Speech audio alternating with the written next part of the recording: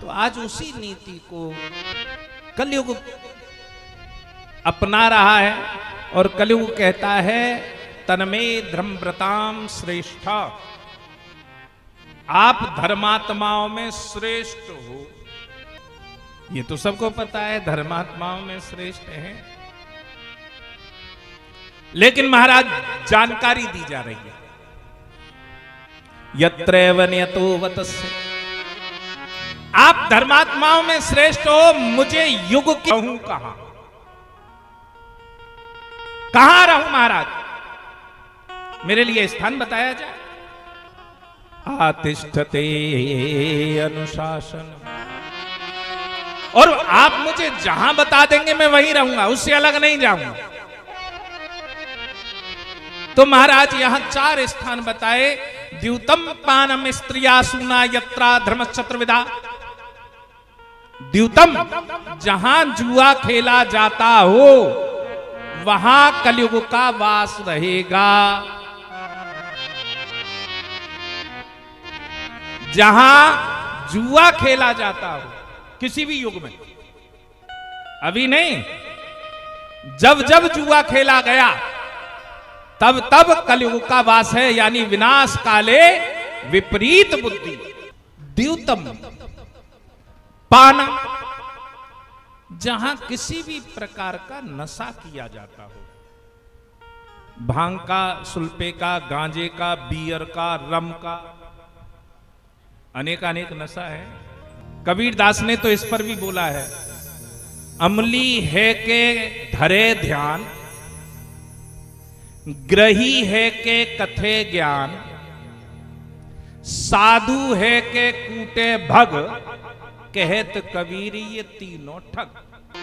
अमली है के धरे ध्यान, अमली यानी कि नशा करके जो ध्यान रखते हैं और ये करते हैं कि हम बहुत बड़े सिद्ध बन गए।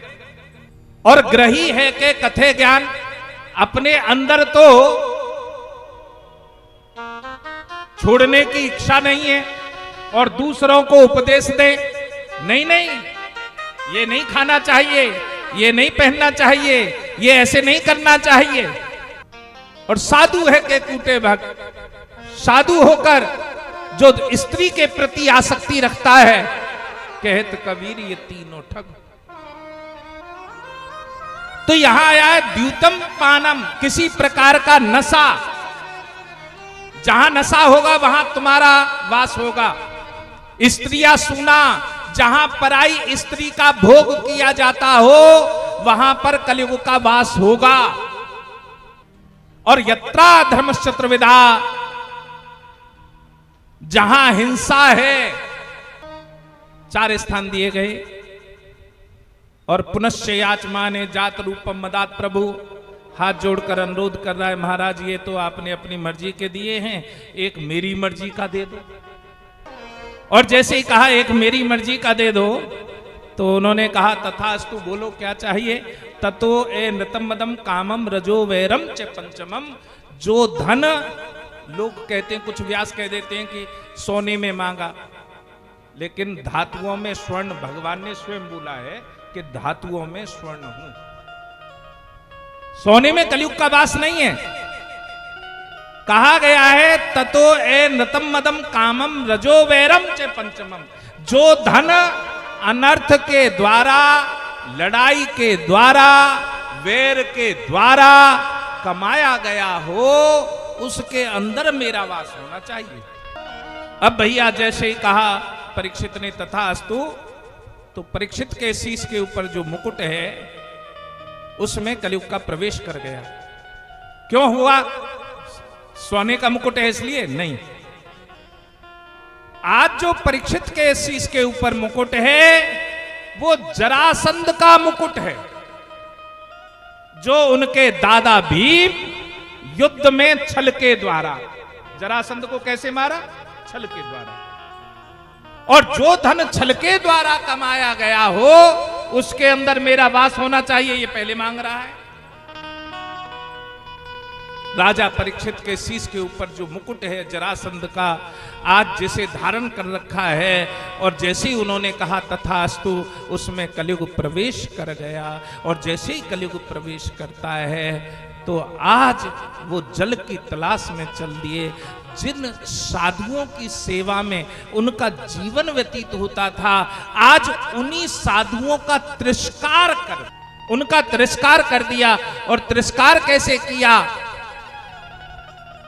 बार बार जल मांगने पर जब साधु ने, शमीक मुनि थे, शमीक मुनि के पुत्र थे श्रृंगी ऋषि, और जब श्रृंगी ऋषि ने श्राप दिया, क्यों दिया? क्योंकि मेरे पिता के गले में मरा हुआ सर्प डाला है। शमीक मुनि से बार बार मांगने पर भी जब जल नहीं मिला तो एक मरा हुआ सर्प उठाया और उनके गले में डाल दिया।